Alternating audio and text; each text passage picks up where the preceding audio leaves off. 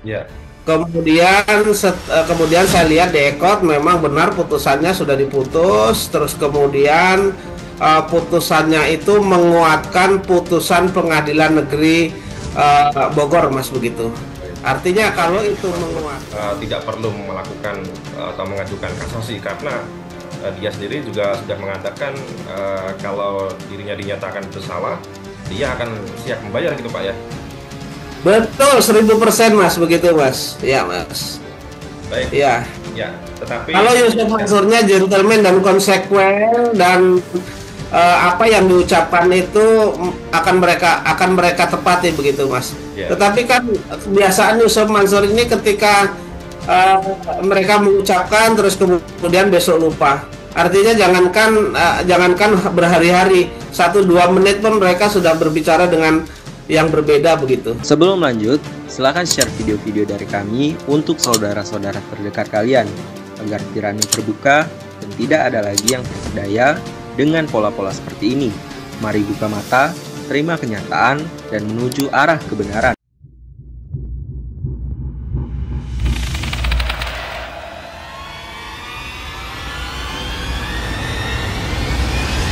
Kasus batubara antara Ilis Siti Rohma, Yusuf Mansur, BMT dan PT Adi Partner Perkasa akhirnya mencapai titik akhir persidangan. Setelah berbulan-bulan melawan Yusuf Mansur dan kroninya, Zaini Mustafa, selaku kuasa hukum Ilis Siti Rohma, sekaligus salah satu korban, diputuskan memayangkan perkara, sehingga Yusuf Mansur diharuskan membayarkan kerugian korban senilai 4 miliar rupiah. Selang putusan tersebut, Yusuf Mansur dan kawan-kawan lanjut mengajukan banding, namun hal tersebut juga ditolak oleh hakim. Apakah Yusuf Mansur kali ini benar membayar korban? Mengingat, kasus lain yang dimenangkan korban tak ditepati janjinya oleh Yusuf Mansur, gaji karyawan Paytrend, yang semula disepakati akan dicicil, namun hal tersebut kembali diingkari oleh Yusuf Mansur dan kawan-kawan. Lagian di pengadilan mah bukan menang kalah. Kalau gua kalah gua disuruh bayar gitu doang kan. Lah kalau disuruh bayar kan dari dulu gua bilang, ngapain lu ke pengadilan?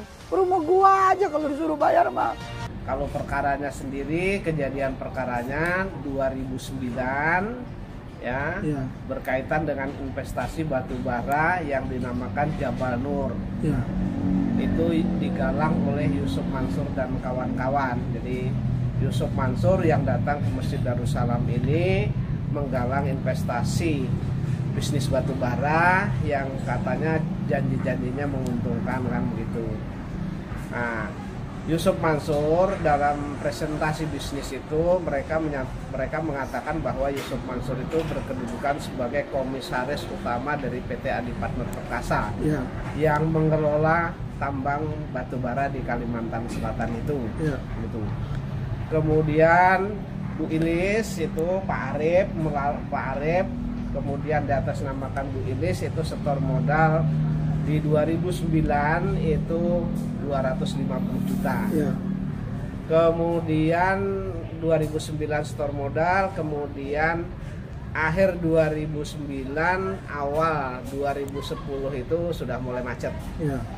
Jadi macet, tidak ada pengembalian, tidak ada juga pembagian keuntungan begitu. Nah, dan tidak ada kejelasan juga macetnya karena apa dan lain sebagainya, tidak ada, menghilang begitu saja, didiamkan begitu saja. Kemudian dengan berjalannya waktu kemudian sampai hampir 12 tahun yang lalu tidak ada kejelasan. Nah, untuk menyelesaikan perkara ini karena Yusuf Mansur juga selalu mengatakan bahwa Yusuf Mansur itu tidak terlibat di dalam bisnis batubara ini, ya kan? Kemudian sementara termasuk saya sebenarnya menjadi korban yang saya menggugat di perkara nomor 28 di Jakarta Selatan itu tahun 2022 ya. Kemudian Bu Ilis, kami karena Yusuf Mansur juga berdalih katanya tidak terlibat, makanya harus kami uji juga gitu ke pengadilan. Apakah memang tidak ada keterlibatan Yusuf Mansur atau ada. Sementara kami yang menjadi korban ini kan uangnya hilang, Pak. Sementara Yusuf Mansur yang presentasi dengan semangat ya di Masjid Darussalam ini setelah uang investor itu disetor semua kurang lebih 55 miliar, lalu menghilang begitu saja seolah-olah tidak ada, dan memang tidak ada pertanggungjawaban sama sekali. Dan kemudian di akhir Yusuf Mansur sesumbar juga bahwa mereka tidak terlibat, itu mereka mengatakan di media TV, kemudian di medsos juga dan lain sebagainya.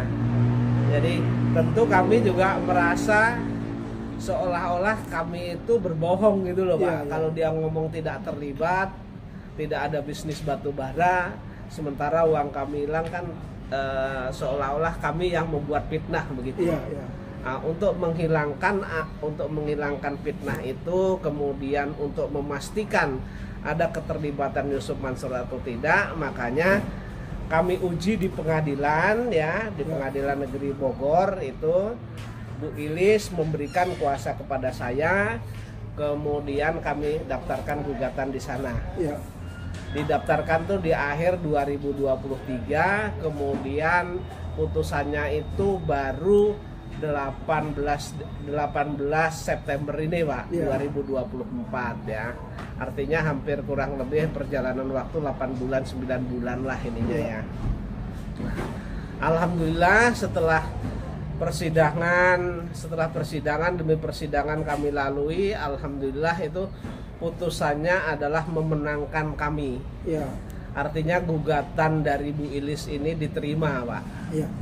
Nah, kemudian diterima, amar putusan itu satu mengatakan bahwa gugatan diterima sebagian. Kemudian menyatakan, kemudian yang kedua amarnya menyatakan ya, di sana memakai kalimat tergugat 1, tergugat 2, tergugat 3, tergugat 4 dan tergugat 5. Tergugat satunya adalah BMT Darussalam Madani, tergugat 2-nya adalah Yusuf Mansur, tergugat 3-nya adalah Adiansah, tergugat 4-nya adalah Yuda Adi.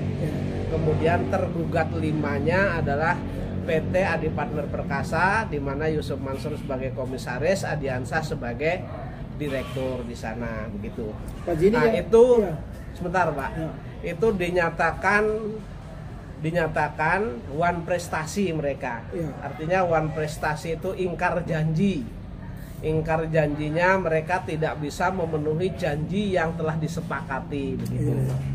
Kemudian yang ketiga amarnya menghukum Yusuf Mansur dan kawan-kawan untuk membayar kerugian material itu sebesar 4 miliar 75 juta.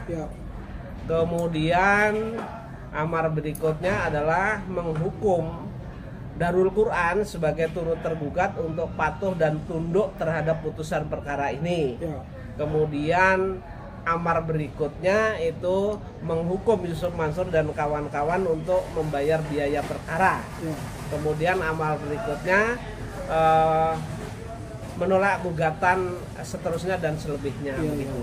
Jadi artinya Yusuf Mansur itu dinyatakan dengan adanya Yusuf Mansur dan kawan-kawan One Prestasi, di sana Yusuf Mansur itu terlibat aktif dalam bisnis batu bara ini begitu. Ya, jadi saya itu mendapat WA dari peradilan. WA-nya itu dari Mahkamah Agung, kopnya itu seperti Mahkamah Agung, terus kemudian mereka menginformasikan bahwa putusan banding perkaranya Bu Ilis ya, banding 147 PN Negeri Bogor diputus, terus kemudian selengkapnya bisa dilihat di EKOT gitu. Kemudian saya lihat di EKOT memang benar putusannya sudah diputus, terus kemudian putusannya itu menguatkan putusan Pengadilan Negeri Bogor, Mas, begitu. Artinya kalau itu menguatkan berarti putusan Pengadilan Negeri Bogor itu dikuatkan oleh putusan Pengadilan Tinggi Bandung begitu. Buat yang merasa ketipu, kan rumah saya ada. Pesantren saya itu kebuka 24 jam. Ya main aja ke rumah ngomong baik-baik. Oh susah ditemuin, masa sih? Nggak usah di TV aja ada mulu. Di Instagram on terus. Instagram on terus, posting banyak bener. Kalau emang ada urusan pengen diselesain, Geser terus ya pasti aja saya mah. selesai. ente mengatasnamakan umat, tungguin tadi pengadilan siapa yang menang.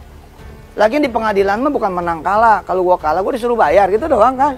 Lah kalau disuruh bayar kan dari dulu gua bilang, ngapain lu ke pengadilan? Rumah gua aja kalau disuruh bayar mah. Walaupun nanti di pengadilan negeri yang perdata saya harus kalah, kemudian hakim menyatakan saya harus bayar, ini kita bayar, nggak apa-apa. Dilihat di ekor gitu. Ya. Kemudian saya lihat di ekor memang benar putusannya sudah diputus, terus kemudian putusannya itu menguatkan putusan pengadilan negeri Bogor, Mas, begitu. Artinya kalau itu menguat, tidak perlu melakukan atau mengajukan kasasi karena dia sendiri juga sudah mengatakan kalau dirinya dinyatakan bersalah, dia akan siap membayar gitu Pak ya. betul 1000% Mas, begitu Mas. Ya Mas. Baik. Ya. Ya, tetapi Kalau Yusuf Mansurnya gentleman dan konsekuen dan apa yang diucapkan itu akan mereka tepati begitu Mas. Ya. Tetapi kan kebiasaan Yusuf Mansur ini ketika mereka mengucapkan terus kemudian besok lupa. Artinya jangankan berhari-hari, 1-2 menit pun mereka sudah berbicara dengan yang berbeda begitu. Gue udah bilang jangan ngaji sama Yusuf Mansur. Lu bandel sih.